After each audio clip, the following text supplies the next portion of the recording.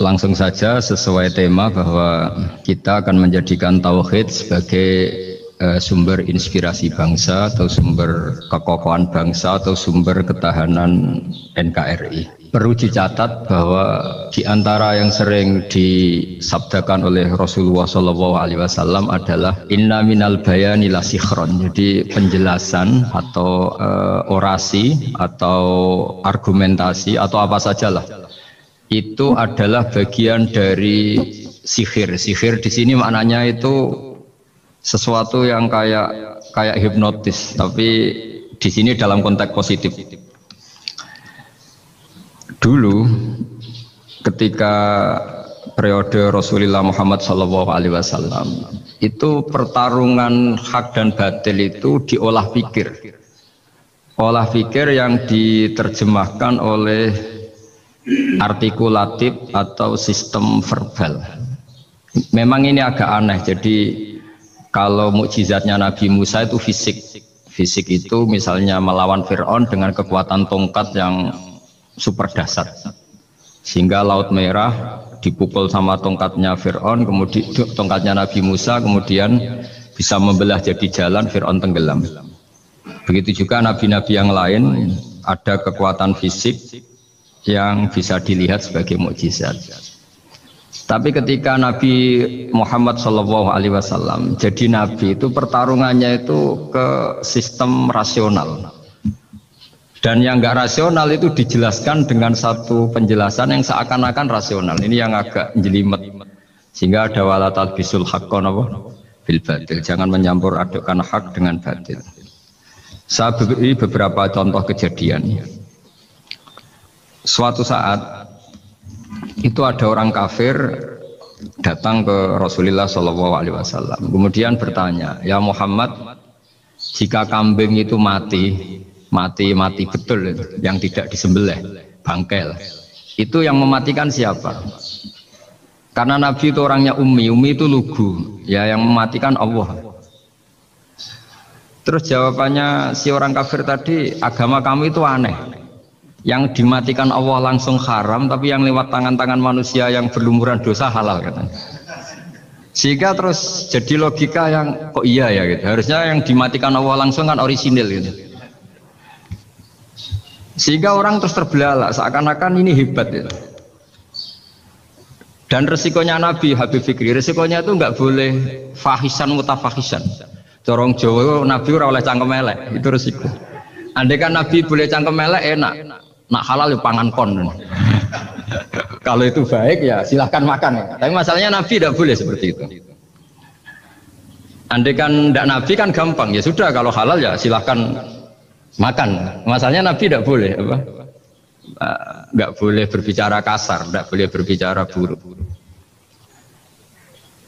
Terus ada lagi beberapa kejadian yang seperti itu, yaitu masyhur suatu saat Sayyidina Ali didatangi seorang kafir juga Yahudi. Ali, kakimu angkat satu, diangkat sama Sayyidina Ali.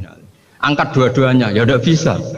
Gitu kok temanmu, maksudnya Nabi Muhammad mengklaim bisa naik langit, gitu aja kamu udah bisa. Jadi selalu pakai olah kata. Yang ketiga misalnya Muhammad, kita ini punya urusan banyak, punya problem banyak. Dan Tuhan itu dianggap penyelesai problem, halul muskilat, yang bisa menyelesaikan problem. Pertanyaannya, kalau problem kita banyak, Tuhannya satu tidak cukup Muhammad. Kalau problemnya banyak, ya Tuhannya harus banyak. Sehingga ketika Nabi membawa tauhid, protes mereka, komplain mereka, aja'alal alihata ilahau wahida innaha dala syai'un rujam. Masa Tuhan satu, wong problemnya banyak, urusannya banyak. Kalau urusannya banyak, ya Tuhannya harus banyak.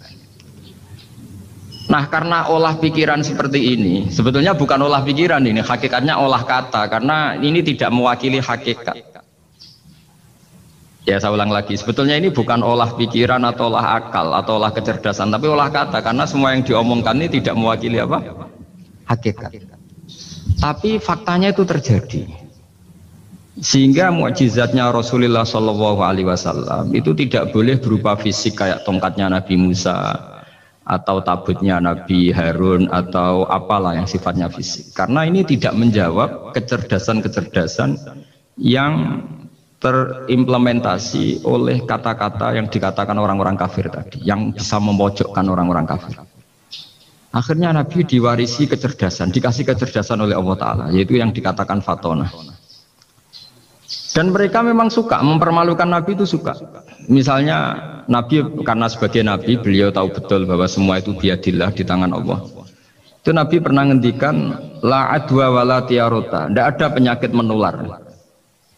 Lalu ada orang Yahudi atau orang siapa saja, orang bodoh lah yang jelas itu. Ada unta yang kena penyakit gudik, kalau orang Jawa bilang gudik apa? Kalau orang itu agak apa? Kudis ini. Yang kena kudis ini dijejerkan sama yang waras. Ternyata yang waras sekarang jadi kudisan. Senang mereka karena bisa mempermalukan Nabi. Ya Muhammad, ini unta kena kudis. Ternyata yang waras tertular oleh yang kena kudis. Padahal kata kamu tidak ada penyakit apa? Menular. Itu problem-problem jadi Nabi di era Rasulullah SAW. Sehingga Quran datang dengan kecerdasan yang untuk menjawab itu. Makanya Nabi tidak pakai mukjizat fisik, tapi mukjizat logika. Akhirnya Nabi diajarin Allah lewat Jibril. Yang dikira mereka yakin kalau menang dalam debat. Tapi Nabi balik bertanya, faman a'dal awwala. Jadi terjemahnya, kalau ini kena kudis karena tertular yang ini, lalu ini tertular siapa? Yang pertama tadi. Wah itu asli mat dari Allah ya, maksud saya itu. Jadi dia ingin contoh yang kedua yang tertular, dengan itu berarti ada penyakit apa? Menular. Tapi Nabi tanyanya faman a'dal awwala, lalu yang pertama kena kudis itu tertular siapa? Makanya kalau sekarang misalnya corona menular itu yang pertamanya dari siapa itu? Tidak tahu itu. Ya tidak perlu tahu, tidak bidang kamu. Jadi ini saya mau cerita. Jadi logika-logika yang dibangun orang kafir itu sebenarnya bukan logika, tapi olah kata. Dan orang kafir itu paling pintar. Karena mereka itu penyair. Penyair itu kalau sekarang modern mungkin mirip-mirip jurnalis atau mirip apalah. Bisa mengubah apa saja. Apa yang sebetulnya baik dikesankan buruk atau sebaliknya. Sehingga ini menyusahkan karena Nabi harus ngendikan hakikat, harus mengatakan sesuatu yang nyata dengan bahasa yang benar. Sementara mereka mengatakan kebatilan dengan penjelasan yang baik. Ini ribet kan? Sehingga dalam banyak percekcokan ya, itu susah dicari jalan tengah karena sama-sama mirip, kebenaran ini sama-sama mirip. Jadi misalnya yang masyhur dalam satu peristiwa besar, konflik antara Sayyidina Ali dan Sayyidina Muawiyah, itu konflik yang nggak bisa dihindarkan gara-gara kalimat, gara-gara kata-kata. Makanya sekeras-kerasnya pedang atau senjata itu masih keras apa? Kata-kata atau polemik lah atau apalah. Karena sekarang itu agak susah membahasakan. Ketika konflik Ali dan Muawiyah itu ada orang bilang, ya sudah, nahkum bi kitabillah. Sudah sekarang kita kembali ke kitabillah. Itu mereka megang mushaf. Mushaf ini yang saya pegang namanya mushaf. Seakan-akan itu benar karena orang Islam harus kembali kepada kitabullah. Pertanyaannya lalu Ali kata Ali, fadorobal mushafa biyadihi. Sayyidina Ali nepuk mushaf ini keras sekali. Sal hadal mushaf kata Sayyidina Ali. Kalau kita harus kembali ke Quran, coba tanya ini. Mushaf ini ya, mushaf seperti milik saya ini. Akhirnya orang-orang Khawarij bilang, innama huwa warokun wa madadun. Itu hanya kertas sama tulisan. Bagaimana mungkin kita bertanya?